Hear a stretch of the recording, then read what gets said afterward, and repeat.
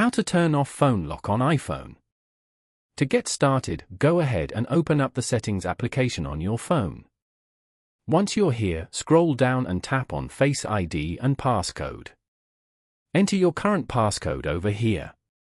You will then be brought to the Face ID and Passcode settings page. Over here, you can manage apps using Face ID and other iPhone access settings, set up alternative appearances and change your passcode. If you want to turn off Face ID, then scroll down and tap on Reset Face ID as shown. If you're using a passcode instead, then scroll down and tap on Turn Passcode Off. Or, you can also tap on Change Passcode below if you want to change your passcode.